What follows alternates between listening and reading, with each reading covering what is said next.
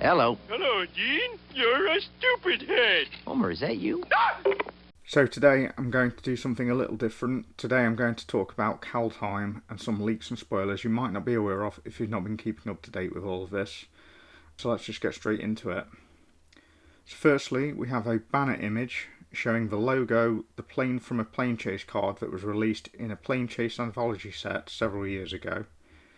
It was a single plane with very little context other than a clearly frozen landscape with primitive warriors depicted. The enchantment Trapped in Ice, which fits in with the frozen Norse mythology inspirations that we know the set draws from.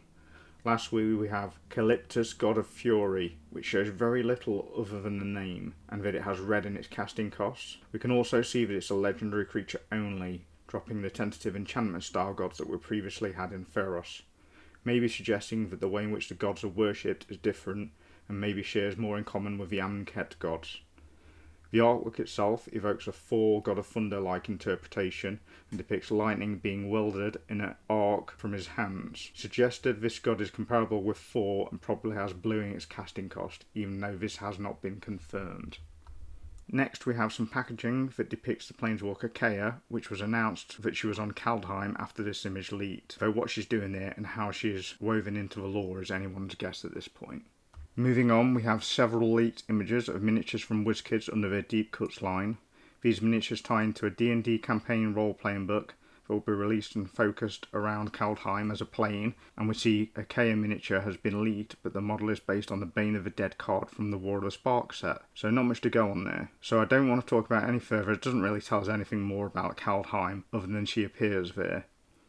There is also a miniature for Jace based on his Wielder of Mysteries card, but again, that being from War of the Spark set also, it doesn't tell us anything, and Jace hasn't been confirmed on Kaldheim yet, and with him also having a new card in Zendikar Rising, it seems unlikely that he would have a card for Kaldheim as well. The same can be said for Nahiri. We have a bunch of fairly generic creatures next, starting with human berserkers. My love for you is like a truck berserker. Which makes sense given the setting, and we have had human berserkers before, so nothing too out of the ordinary there.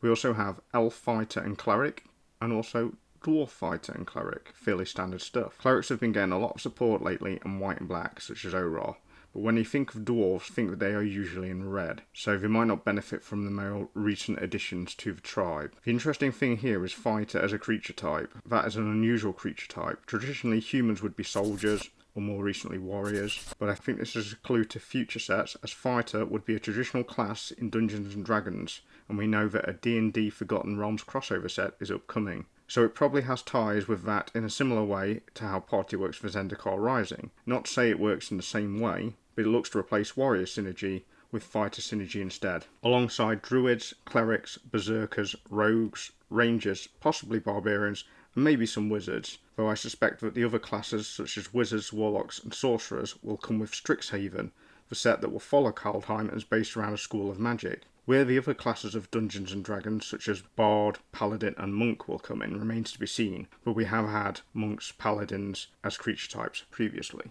We also have two miniatures labelled as shapeshifters. They have the appearance of birds of some type and a common creature type in Magic, usually found in blue, and usually copy other creatures when they enter the battlefield. However, there are two miniatures depicted here, so maybe they are a common creature type on Kaldheim and therefore work slightly different to regular shapeshifters that we see in Magic.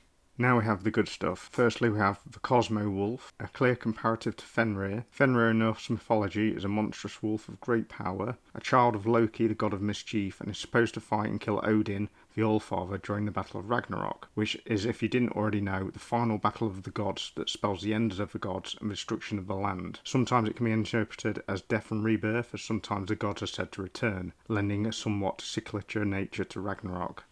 The name Cosmo Wolf suggests that it could be worshipped also, may be aligned with some kind of constellations, and should be extremely powerful as it is cosmic in nature.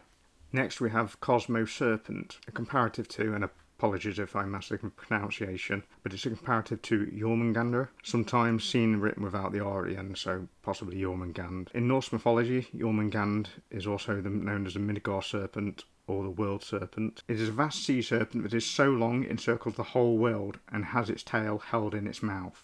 It's big. It's really, really big. It is connected to Ouroboros, a mythical beast shown in early civilizations such as Greek and Egyptian, also shown as a serpent swallowing its tail.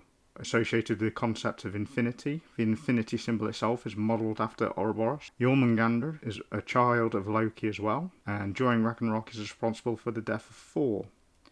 The model itself is impossible to discern any kind of scale, but given its inspiration it should be massive, way bigger than something, say, like Polykranos or Progenitus. I'm very interested to see what the stats on this card will be.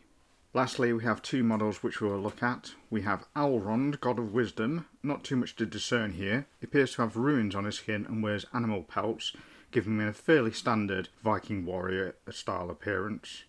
Again, no sense of scale, so far as we know he could be like 10 feet tall, but otherwise there's not really much else to say. One thing I will say, however, is Wisdom strikes me as being blue colour thing, so maybe he's in white and blue. I guess time will tell. In terms of mythology, there are two to mention here. There's Saga and Vor. However, they're both goddesses, so any similarities might be very small. Finally, we have Ridain, Goddess of Justice, depicted as a Valkyrie style in appearance. Valkyries in mythology are sometimes depicted as both with and without wings, usually riding a pure white steed. She might be a substitute for an angel creature type, so possibly leaning towards white, but again we won't really know anything until the card gets revealed.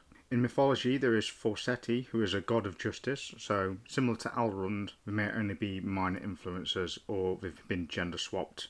That's it, that's all I have for now. A very short video today. I know there were some potential leaks on Reddit of card text, but without visuals to corroborate them, I'm not prepared to entertain them at the moment. So there you go, something slightly different. If you enjoyed that and would like to see more content like this in the future, please like the video, subscribe and hit the bell to be notified of any upcoming videos that I will be doing. That also includes further Kaldheim leaks in the future. Thank you.